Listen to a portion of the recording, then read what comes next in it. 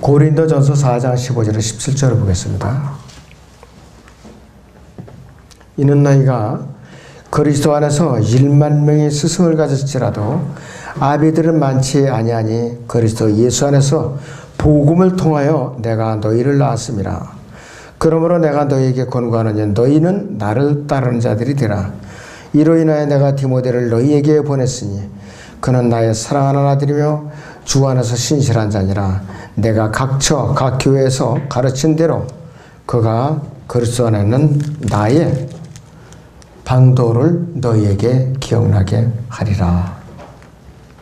오후의 주제는 너희는 나를 따르는 자들이 되라 합니다. 너희는 나를 따르는 자들이 되라. 이 본문에 잘 보세요. 바울은 주님을 따르는 자가 주님을 따르는 자가 되라 이렇게 말하지는 않았어요. 나를 따르는 자가 되라 그랬어요. 빌립보서 3장 17절을 볼까요? 우리? 빌립보서 3장 17절을 봅니다.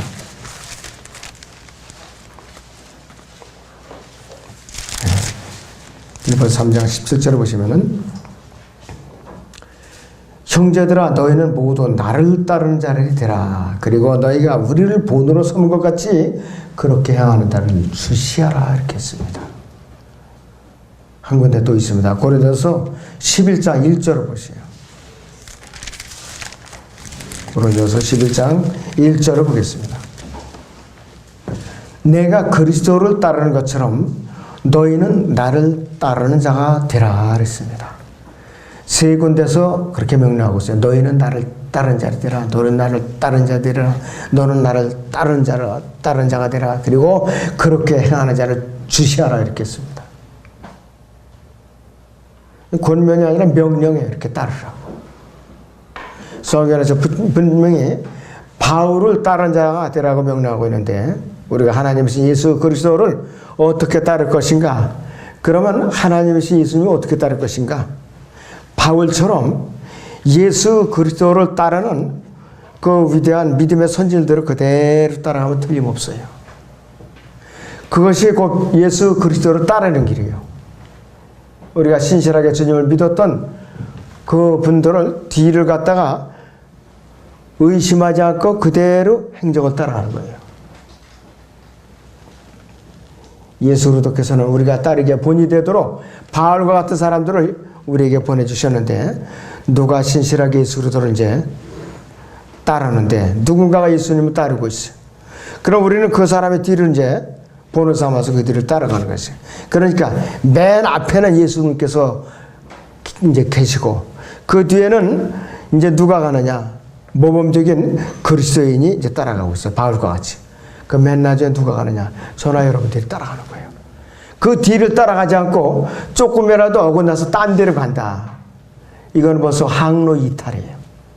항로 이탈하면은 그 배는 위험하죠. 침몰하거나 적선에게 한 포상을 맞아서 좌초되거나 태풍을 만나거나 아주 위험하게 짝이 없어요. 예수 그리스도라는 그 항로를 우리 이탈하면 안 돼요. 시발할 때 스타트할 때 1도가 빗나가면은 끝에 가서는 몇 도가 빗나가는지 몰라요. 엄청나게 빗나가게 돼 있어요. 이 믿음의 대열에서 우리는 조금만 이탈해요. 처음에는 대수롭지 않게 에이 그러면 잠깐 그냥 나 잠깐 볼일 좀 보고 다시 돌아오지. 안 돼요. 그 끝내 안 돌아오더라고요. 마귀는 한번 덜미를 잡으면은 놔주질 않아요. 안 놔줘요. 절대로 놔주질 않아요. 완전히 뼈골 다 우려매고 나중에 심지어는 사골뼈까지 다 우려매고 뼈만 항상하게 남겨놔요. 뼈만 항상하게. 그게 마귀의 습성이라 이것이. 그래서 우리는 한눈 팔고 걸어가면 안 돼요. 앞만 보고 예수님을 바라보고 바울과 같은 믿음의 선질들 따라가고 그 다음에 우리가 정확하게 항로를 일치시켜놓고 그만 이제 꾸준히 따라가야 돼요. 여러분들이 전쟁에서 부리는 말이 있어요. 아주 치열하게 포탄이 떨어지고 총알이 오르고 적이 막 몰려오고 전쟁터에서 옛날에 왜 그런 말들이 눈 가리개를 해줬어요. 말들. 왜 그러는가? 말들이 곁눈질을 하면 싸움을 못해요. 패배하고 만다고. 주인도 죽고 자기도 죽고. 그럴 때는 앞만 보고 달려가게끔 눈 가리개를 이렇게 해놓은 거예요. 눈 가리개를. 다 이유가 있는 것이에요. 우리도 마찬가지로 세상에 곁눈질을 하지 못하도록 여러분들이 마음에 눈 가리개를 철저히 하고 그리고 예수님을 따라가야 돼요. 그리고 사도 바울과 같이 믿음의 선진들을 따라가야 된다 이것이. 그리고 눈 가리개를 내가 답답하다고 언제든지 벗어버리면 되느냐? 절대로 안 돼요. 견뎌내야 돼요. 그게 믿음의 선한 싸움이 바로. 그런데 이 믿음의 이 눈 가리개를 필요성조차 느끼지 않고 사는 사람들이 많아요. 눈 가리개를 아예 하지도 않아요. 필요성조차 느끼지 않고. 그런 사람 누구 편에 서느냐? 마귀 편에 서 있는 사람 완전히. 믿음의 선한 싸움에 뭔지도 모르고 의향도 없는 사람들이라 이것이에요. 그런 사람들이 기도 응답되겠어요? 또 주님께 선하게 인도해 주겠어요? 효과적인 또 선교의 문을 열어줘요? 아무것도 안 돼요. 하는 일은 뭐냐? 교회를 분열시키고 또 동료 이제 종들을 다른 그리스도인들을 쓰러뜨리는 거 외에는 할 일이 없어요. 좀 심한 말로 말해서 믿음의 세계의 기생충이다. 믿음의 세계의 기생충 역할을 한다 이것이. 예수님께서는 우리가 따를 수 있도록 이렇게 바울 사도 같은 위대한 믿음의 모범이 되는 그러한 사람들을 우리 앞에 일찌감치 보내주셨어요. 이 사도 바울은 그래서 우리에게 나를 따르는 자가 되라 이렇게 자신 있게 말한 것이에요. 우리가 따를 만한 사람의 자격은 오직 신실하게 하나님을 이제 섬기고 예수님을 따르는 사람뿐이라 이것이에요.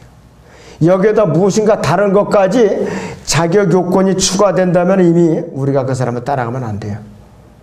분명히 당신은 어느 학교를 나와야 되고 어느 학위를 받아가지고 와야 돼요. 여기서부터 이탈된 거예요.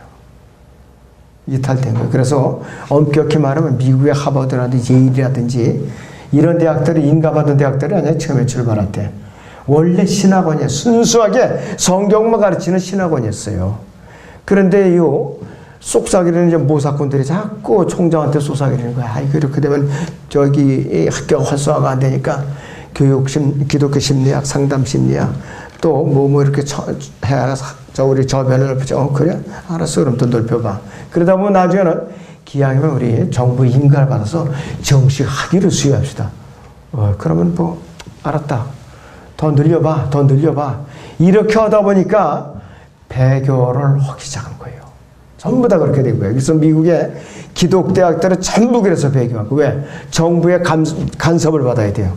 감사를 받아야 돼요. 통제를 받아야 돼요. 그러다 보니까 소신껏 일꾼들을 길러낼 수가 없어요. 그러다 보니까 이 학생들이 신학생들이 들어오면 세상 학문도 또 섞여서 가르쳐요. 또 철학을 가르쳐요. 왜 기독교 철학을 가르쳐요? 왜? 이게 잘못된 것이죠. 대단히 잘못된 거예요. 제칼스도 처음에 신학으로 시작해갖고 지금 종합되게 됐죠. 어떻게 됐어요? 배교했어요. 완전히 시궁창이에요, 지금. 그렇기 때문에 이 신학원은 끝까지 PBI라는 것은 바이블, 이제 이 바이블 인스티튜트라는 말은 세상 학문이 추가되지 않은 학교예요. 정부 인가를 받지 않은 순수한 학교라고요. 그래야만 살아남을 수가 있고 변질되지 않아요. 그러나 성경은 진화되면 절대로 안 돼요. 성경은 학문으로서 진화되면은 그건 바로 자살행위예요. 성경은 재래식으로 가르친다. 또 본문을 뭐 이렇게 또 각색을 해서 가르치면 더 재밌을 텐데 그리고 찬송가도 심심하니까 왜 그렇게 기독교 그 복음 가수들이 많이 등장해가지고서 본래의 원저자 작사 작곡을 갖다 고쳐갖고 그렇게 불러대는지 그게 참 염려스럽더라고요. 근데 거의가 다 각색을 해서 불러요 지금. 전부 다 각색을 해서 불러요. 이게 잘못된 것이에요. 그 사람의 처음에 성령 충만하고 감동을 받아서 작사 작곡을 한 것은 후대에 이 복음 가수들이 무슨 자격으로 그걸 각색을 해서 부르느냐 이거예요. 그게 배교행위라 이것이 바로. 바울은 고린도전서 4장 16절 보세요. 너희는 나를 따르는 자들이 되라 이렇게 명령을 하고 나서 고린도전서 4장 17절을 보면은 이런 말이 나오죠. 디모데가 나타나요. 이로 인하여 내가 디모데를 너희에게 보냈으니 그는 나의 사랑하는 아들이며 주 안에서 신실한 자니라. 내가 각처 각 교회에서 가르친 대로 그가 그리스도 안에 있는 나의 방도를 너희에게 기억나게 하리라 그랬습니다. 고린도 교회에 분열이 일어났어요. 3장에서 보니까 시기와 질투와 모함이 일어났어요. 나는 바울에게 속한다, 나는 아폴로에게 속한다, 나는 그리스도에 속한다. 이게 사본우열된 거예요. 그러니까 바울이 뭐라고 책망을 했느냐. 거기 고린도전서 3장을 보겠습니다. 2절부터 봐요.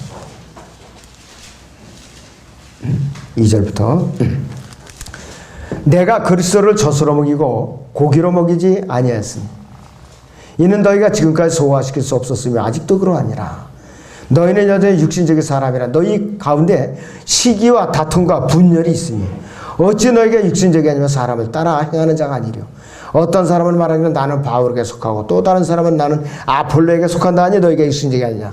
그러면 바울은 누구며 아폴로는 누구냐. 주께서 모든 사람에게 주신 대로 그들에 의하여 너희가 믿게 된 일꾼들이 아니냐. 나는 심었고 아폴로는 물을 주었으나 하나님께서는 자라나게 하셨느니라.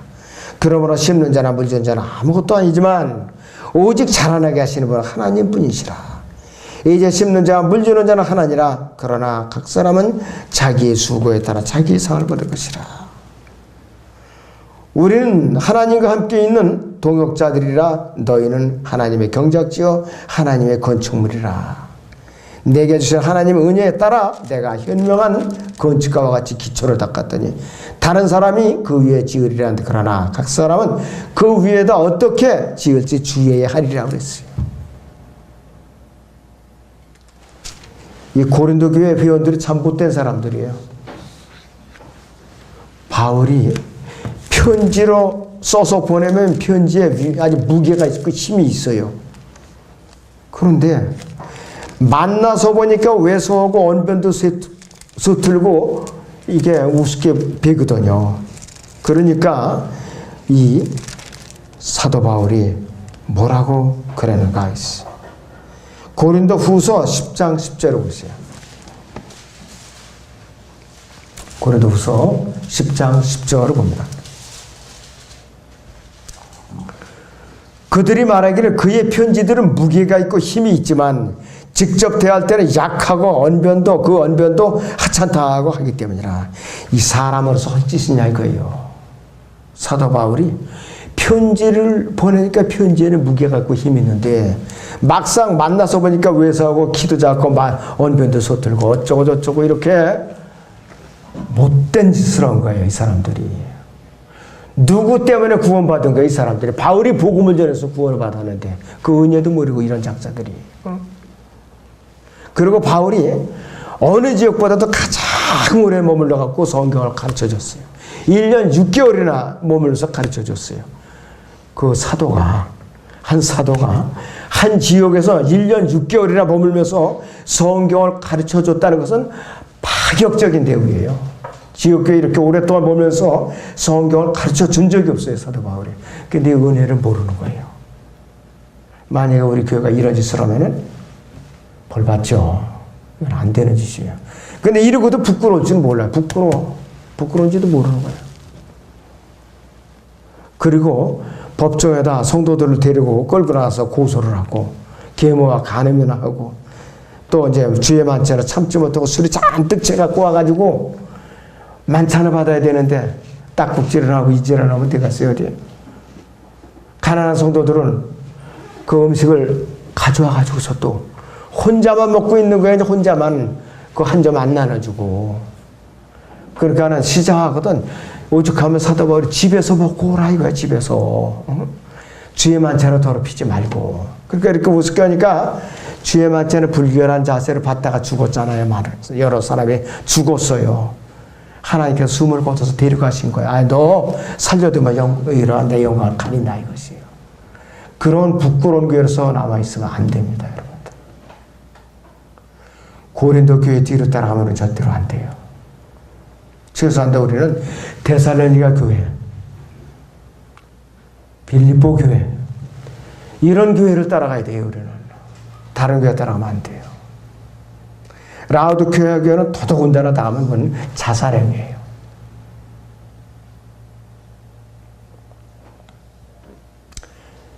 고린도서 4장 17절로 다시 봅니다. 다시 봐요. 4장 17절. 내가 각 교회에서 가르친 대로 그가 그리스도 안에 있는 나의 방도를 너희에게 생각나게 하리라 했어요. 각 지역교회들이 여러 가지 문제들을 안고 있을 때 그것을 바로잡기 위해서 바울이 그리스도 안에서 어떻게 처리하는가 그 방도를 디모데가 일일이 따라다녀서 다 배웠어요. 평상시에. 그래서 그가 평소에 어떻게 가르쳤는지를 늘 마음에 담고 있었고 신실한 일꾼이에요. 그래서 바울은 디모데를 자기 대리로 대신해서 보낸 거예요. 한마디로 말하면 바울의 대리대사예요. 자기가 못 가니까 직접. 그리고 디도하고 둘이 번갈아서 한꺼번에 갈 수가 없으니까 이 교회 저 교회 대신 보낸 거예요. 그럴 때는 바울은 디모데를 전적으로 신뢰했기 때문에 자기를 대신해서 고린도 교회로 보냈으니까 고린도의 교회 가면은 업신여기지 말고 정중히 대하라고 그런 거예요. 사람이 사람에게 신뢰받지 못하면은 더더군다나 하나님께 신뢰를 어떻게 받는가 이거예요. 교회 안에서 믿는 성도들 한 개조차 자기가 신뢰를 받지 못한다면은 어떻게 우리가 하나님 앞에 신뢰를 받는다는 것이에요. 사도 바울은 우리에게 아무나 따르지 말라고 아무나 따르라고 말하는 것이 아니라 따를 만한 자격이 있는 사람을 특별히 추천하고 있어요. 그래서 우리는 그리스도를 따르는 사람을 따라가야 돼요. 그리스도를 따르는 사람. 이러한 점에서 바울이야말로 우리가 따라야 할 가장 본보기가 되는 그 모범이에요. 성도에서. 무엇보다 바울은 죄로 말미암아 죽은 사람의 혼을 주님께로 인도해서 영원한 생명으로 이끌어나는데 가장 모범적으로 실천해 옮긴 사람이에요. 분명히 우리는 그 사람이 복음을 전하는 사람인가, 구원 상담을 하거나 거리 설교를 하는가, 또 이렇게 성경 교사로서 사람들에게 주님을 증거해서 그 사람을 주님 앞으로 이렇게 이겨오는 사람인가, 그거부터 판단을 해야 돼요. 따르는데 판단의 기준은. 그래서 이 그리스도를 따른 사람은 죄인들에게 예수로 들어와 이제 구주로 영접하고 영생을 얻도록 그 적극적으로 이끄는 사람이 바로 그리스도를 따르는 사람의 첫째 원칙이. 그래서 이러한 사람들이 신실한 그리스도인이고 우리가 따라야 할 사람들은 바로 이러한 사람들을 이제 선별을 해야 되는 것이죠.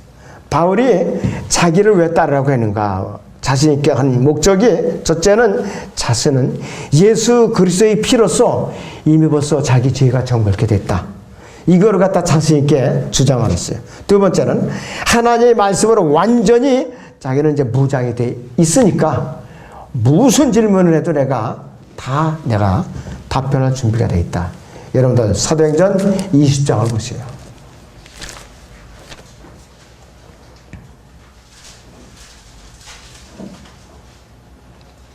26절에서요. 28절까지 봅니다. 사도행전 20장 26절에서 28절까지 보겠습니다.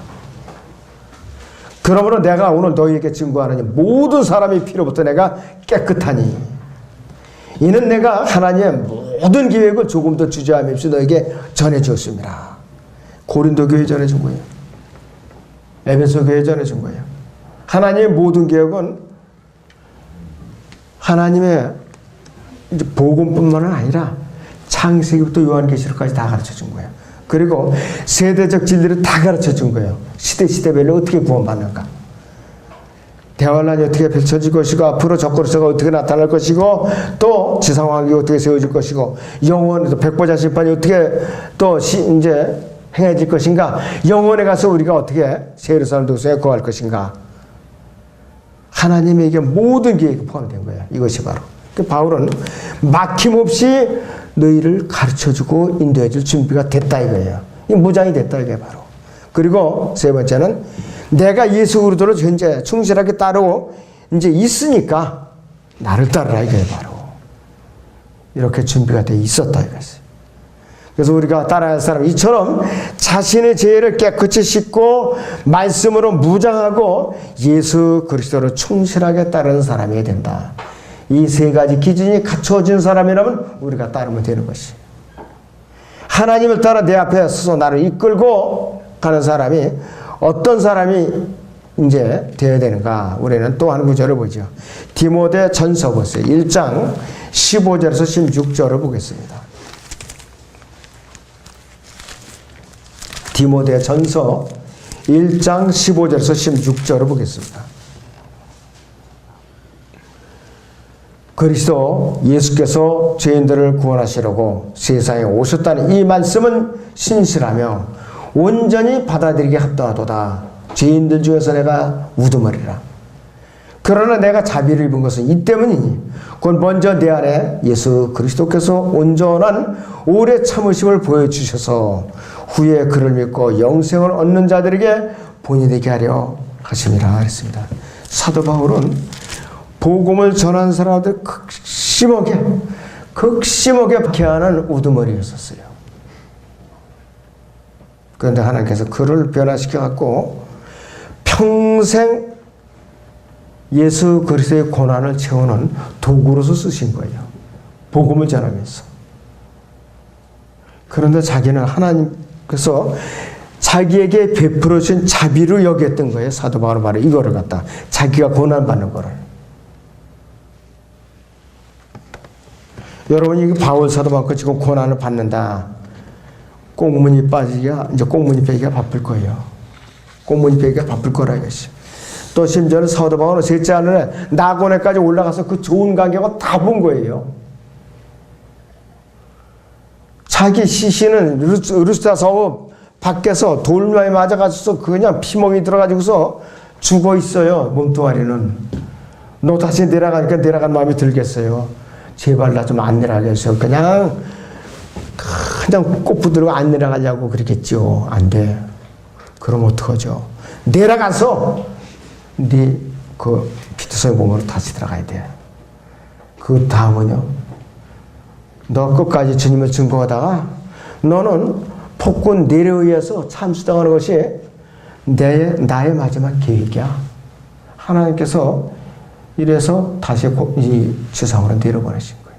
그 끝까지 순종했죠. 그리고 여기에서 있었던 일은 내려가서 밑에 가서 입을 열면 안 돼. 얼마나 말하고 싶겠어요, 그거. 한 번 사람의 눈으로 본 것은 입으로 참는다는 것은 그건 징역살이보다 더 고통스러워요. 근데 그걸 입을 막은 거예요. 얼마나 고통스럽겠냐, 이거지. 근데 끝끝내 참았죠. 그리고 또 평생 육체의 가시를 주셔가지고 3번이나 간구했어요. 제발 이 좀 제거해달라고. 내 은혜가 내게 족하다 이것이에요. 이것조차도 나에게 자비를 여기고 끝까지 그는 고난을 참고 견뎌냈던 거예요. 그 옆에는 항상 의사 누가가 따라다녔어요. 감옥에도 같이 갇히고 또 이렇게 고난을 같이 겪었다 이것이에요. 그래서 죄인들 중에 내가 우두머리라고 이제 고백을 했고 예수님께서 죄인들을 구원하시려고 이 세상에 오셨다는 그 신실한 말씀을 겸손하게 받아들였기 때문에 그는 위대한 사도가 됐던 것이.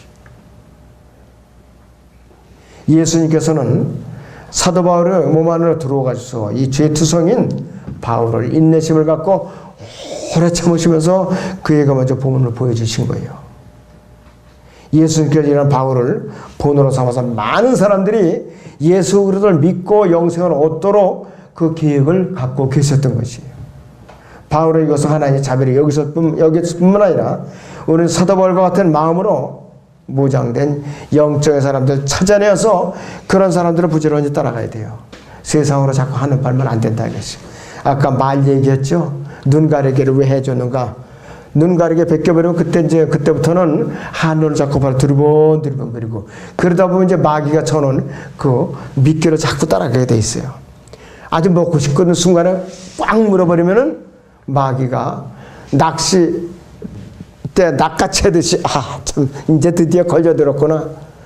쾌재를 부르면서 확 낚아채요.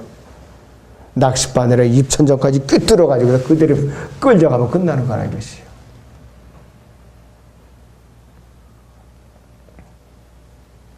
우리 그리스도인들에게는 인간 지도자도 우리는 따라서도 안 되고 인간 영웅도 필요 없어요. 우리의 진정한 지도자는 예수 그리스도 한 분이면 좋겠어요.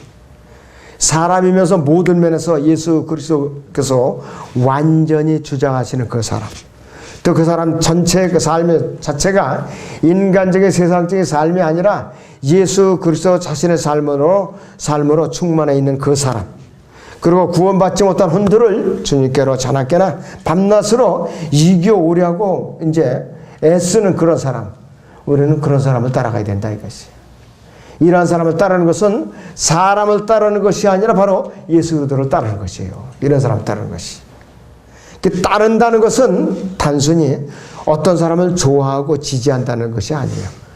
누가 어디 무대에 서서 인기 탤런트나 가수가 그냥 무슨 오빠 하면서 그냥 사인 받느라고 또 인증샷 누르라고 바쁜데, 그건 뭐냐, 지옥행 인증샷이에요. 그게 바로. 조심해야 돼, 조심해야 돼. 인터넷 비디오를 통해서 마귀가 수많은 이 청소년들을 바이러스로 오염되게끔 그렇게 프로그램을 개발해서 계속 공격하고 있어요. 그래서 이 따른다는 것은 누구를 단순하게 좋아하고 지지한다는 것이 아니라 그가 하는 일에 적극적으로 동참하는 거예요. 따른다는 것은. 예를 들면은 아킬라 프리스킬라 부부가 있어요. 바울과 일평생 동행하면서 끝까지 고난에 동참했던 사람이에요. 직업에도 동참했어요. 천막 만드는 일에. 그 다음 빌립보 교회 성도들 같이 이 사람들이 복음을 듣고 나서는 그 말씀을 소중히 여겨갖고 끝까지 고난에 동참한 사람들이고, 바울을 후원하는 동참한 사람들이고, 바울이 감옥에 갇혔을 때에 기도로서 동참했고, 또 이 복음을 듣고 그들이 구원받고 세상과 성별되는 순간에 세상으로부터 박해를 받기 시작한 거예요. 고린도 교회 빌립보 교회 성도들이. 또 그 다음에 데살로니가 교회 성도들은 바울이 전해진 복음을 듣고 구원을 받고 나서부터는 하나님의 말씀을 소중히 여기신 거예요. 인간의 말을 받지 않고. 그리고 물질로서 또 동참했을 뿐만 아니라 바알과 같이 극심한 박해에 동참한 사람들이에요. 또 이 마케도니아 성도들은 흉년이 들었는데도 불구하고 극심한 가난과 고통 가운데서도 물질부터 드린 것이 아니라 먼저 자신들의 몸을 주께 드리고 나서 사도 바울의 사역에 적극적으로 동참했던 사람들이에요. 우리는 이러한 그리스도인들을 뒤따라가면 틀림없습니다. 우리는 교단을 만들어서 교단에 속하지 않게 참 다행이에요.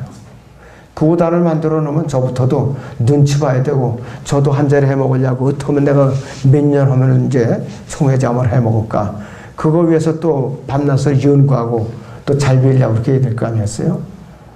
그리고 또 의료계가 인정받아주면 또 어떻게 또 해야 되고, 여러 가지로 수작 부리는 걸 많게 된다 이것이에요. 우리는 이렇게 여러분께 일러드린 대로 예수 그리스도를 따르는 사람들 뒤를 따라가면 틀림이 없다 이것이에요. 너희는 나를 따르는 자들이 되라. 무엇을 의미하는가 잊지 마시고 마음에 깊이 새기시고 주님께서 오실 때까지 내가 따라야 할 기본적인 원칙이 누구인가, 어떤 사람인가 늘 잊어서는 안 됩니다.